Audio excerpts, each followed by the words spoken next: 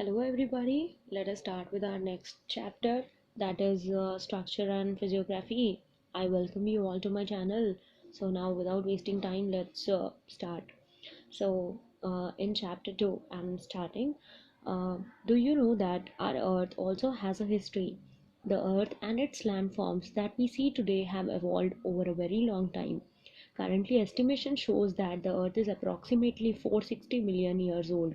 Over these long years, it has undergone many changes brought about primarily by the endogenic and exogenic forces.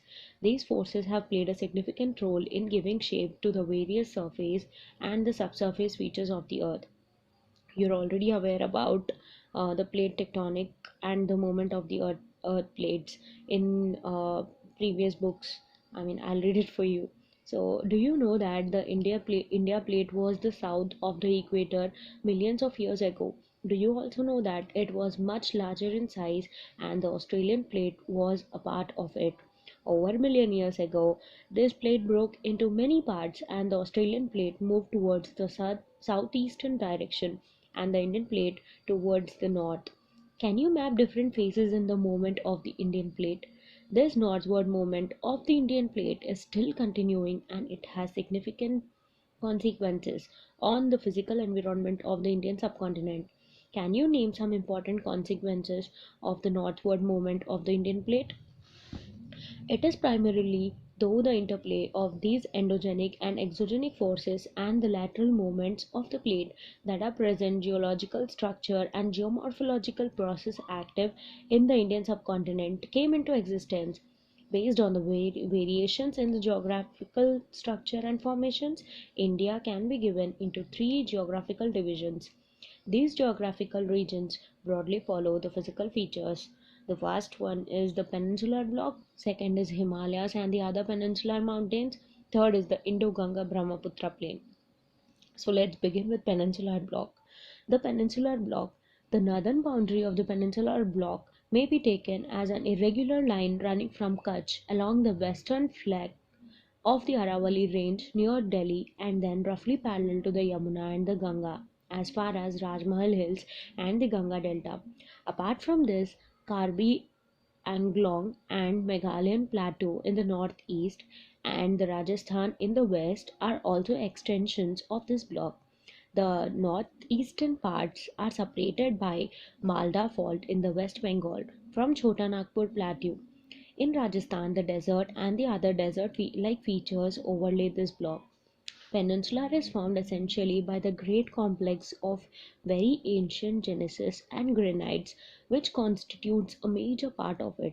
Since the Cambrian period, the peninsula has been standing like a rigid block, with the exception of some of the western coast, which is submerged beneath the sea, and some other parts changed due to tectonic activity without affecting the original basement. As a part of the Indian Australian plate, it has been subjected to various vertical movements and block faulting. The rifts, valleys of the Narmada, the Tapti, the Mahanadi, and the Satpura Block Mountains are some of its examples. The peninsula mostly consists of the relicts and the residual mountains like Aravalli Hills, Nalamala Hills, Javadi Hills, and Velikonda Hills, the Palakonda Range, and the Mahendragiri Hills, etc. The river valleys here are shallow with low gradients. You are aware of the method of calculating gradients in the previous books. So, can you calculate the gradient of the Himalayas and peninsular rivers and draw the comparisons? Most of the east flowing rivers from the deltas, before entering into the Bay of Bengal, the deltas form Mahanadi, Krishna, the Kaveri, and the Godavari are important examples. The Himalayas and the other peninsular mountains. So, now let's see the second topic.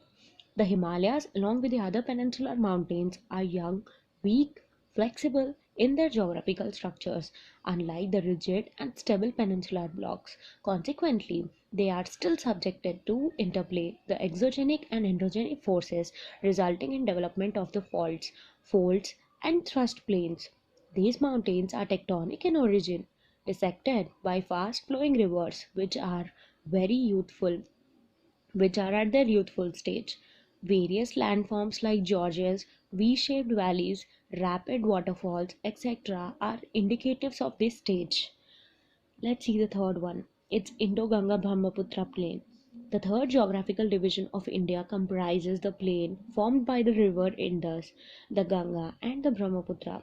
Originally, it was geocyclical depression which attained its maximum development during the third phase of the Himalayan mountains formation approximately about 64 million years ago.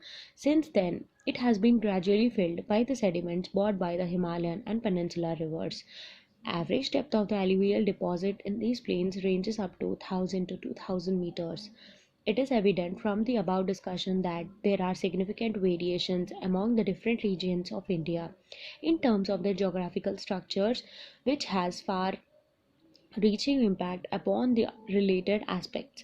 Variations in the physiography and relief are important among these. The relief and physiography of India has been greatly influenced by the geographical and geomorphological process activity in the Indian subcontinent. Physiography.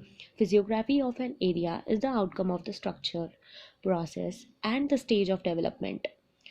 The land of India is characterized by the great diversity in its physical features.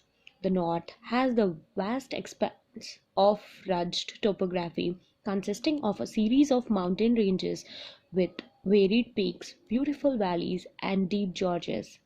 The south consists of stable tableland with highly dissected plateaus, denuded rocks, and developed series of scarps.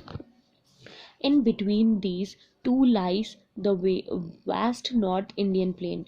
Based on these macro variations, India can be divided into the following physiographical divisions: the North and the Northeast Mountains, Northern Plain, Peninsular Plateau, Indian Desert, Coastal Plains, the Islands. I repeat, the first one is the Northern and the Northeastern Mountains, Northern Plain, Peninsular Plateau, Indian Desert, Coastal Plains, and Islands. So let us see about each in brief. The first one, the North and Northeastern Mountains. The North and Northeastern Mountains consist of Himalayas and the Northeast Hills. The Himalayas consist of series of parallel mountain ranges. Some of the important ranges are Great Himalayan Range, which includes Great Himalayas and the Trans-Himalayan Range, the Middle Himalayas, and the Shivaliks. The general orientation of these ranges is from northwest to southwest direction in the northwestern part of India. Himalayas in the Darjeeling and Sikkim region lies in an east-west direction, while in Arunachal Pradesh they are from the southwest to the northwest direction. In Nagaland, Manipur, Mizoram, they are in the north-south direction. The approximate length of the Greater Himalayan Range are also known as the Central Axial Range, is about 2,500 kilometers from east to west, and their width varies between 160 to 400 kilometers from the north to south. It is also evident from the map that the Himalayas stand almost like a strong and a long wall between the Indian subcontinent and the Central and East Asian countries. Himalayas are not only the physical barriers, they are also a climatic, drainage, and cultural divide. Can you identify the impact of Himalayas on the geo-environment of the countries of South Asia? Can you find some other examples of the similar geo-environmental divide in the world? There are large-scale regional variations within Himalayas. On the basis of relief, alignment of ranges, and the other geomorphological features, the Himalayas can be divided into the following subdivisions. First one, Kashmir and Northwest Himalayas. Second is the Himachal and Uttaranchal Himalayas. Third comes the Darjeeling and the Sikkim Himalayas. Fourth is Arunachal Himalayas. Fifth is the Eastern Hills and Mountains. Once again I repeat, Kashmir or Northwest Himalayas, Himachal and Uttaranchal Himalayas, Darjeeling and Sikkim Himalayas, Arunachal Himalayas, Eastern Hills and Mountains. So now let's see the second. Kashmir or the Northwest Himalayas.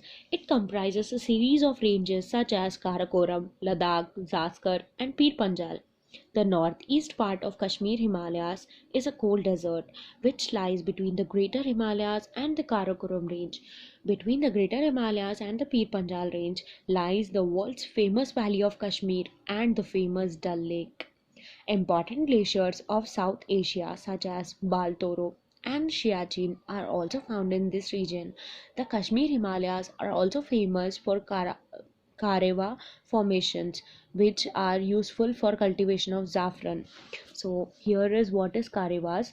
Karevas are the thick deposits of glacial clay and other materials embedded with moraines.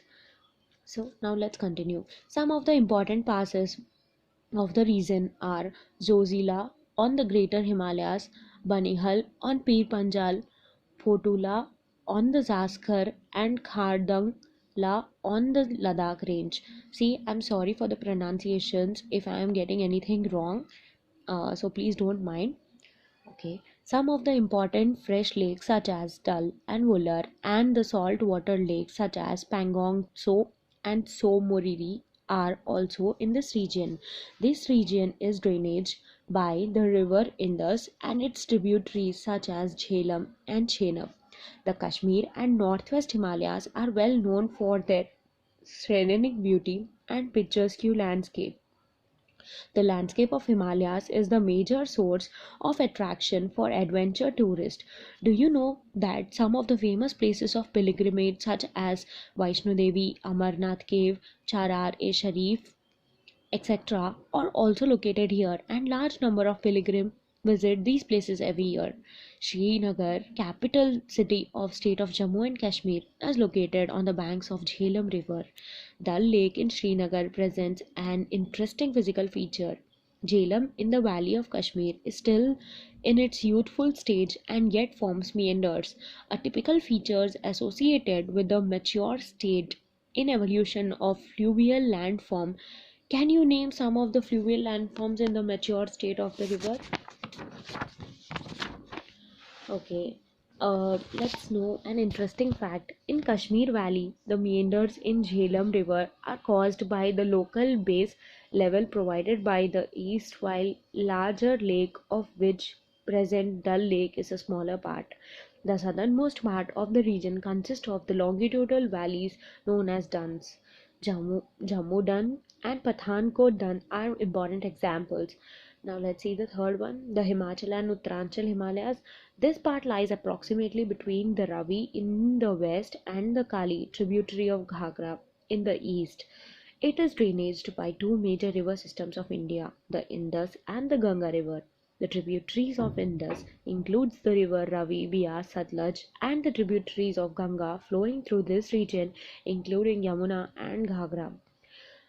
The northernmost part of Himalayas is extension of Ladakh cold desert which lies in Shipti subdivision of district Lahul and Shipti.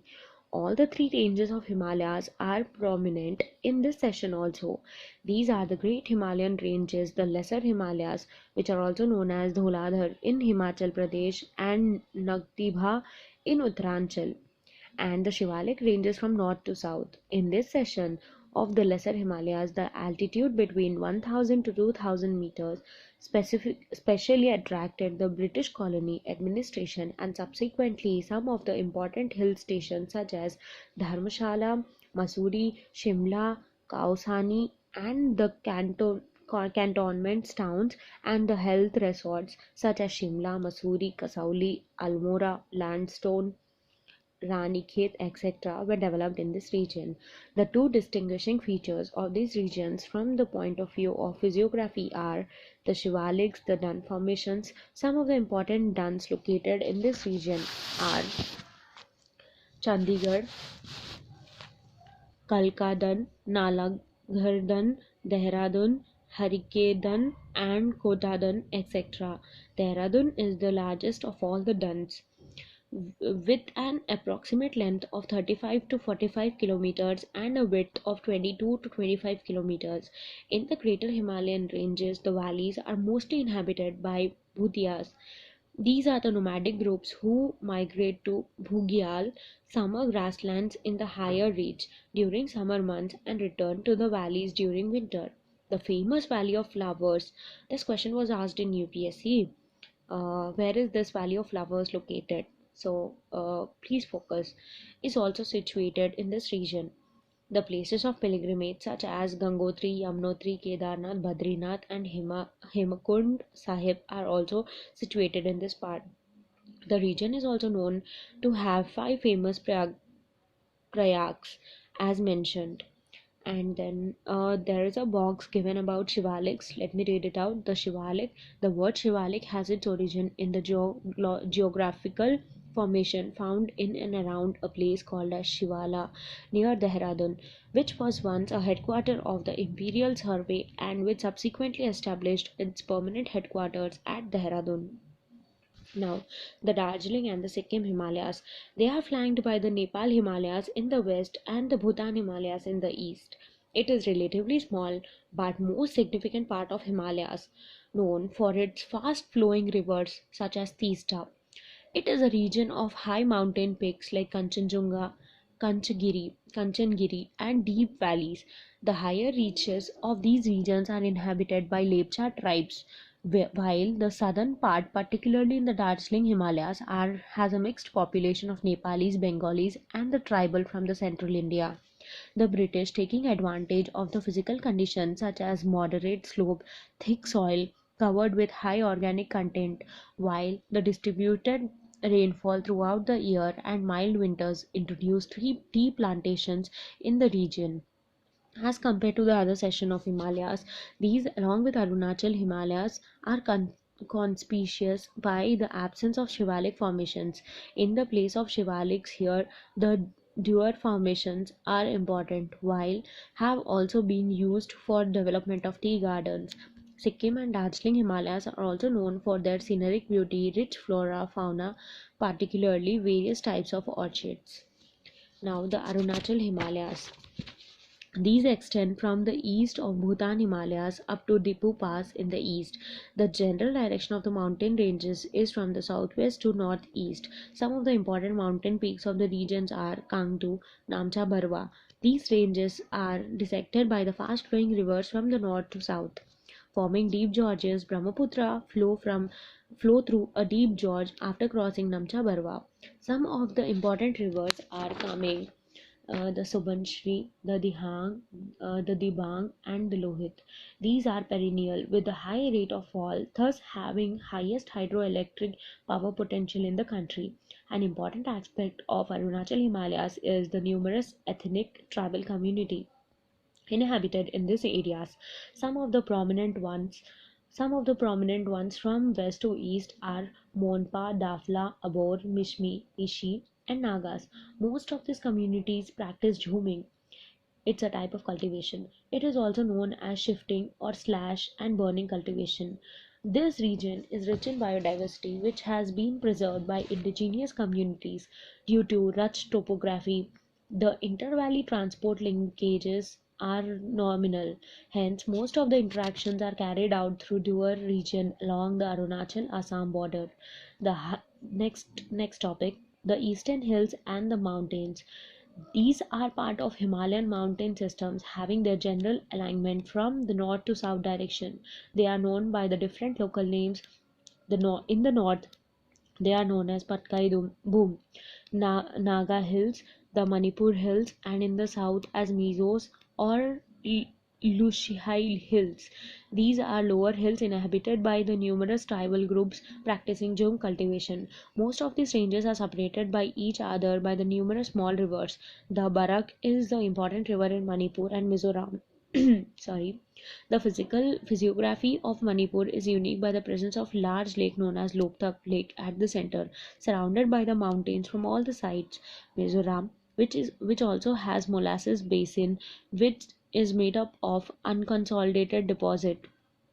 Most of these rivers in Nagaland form the tributary of Brahmaputra, while two rivers of Mizoram and Manipur are the tributaries of Barak River, which in turn is a tributary of Meghna.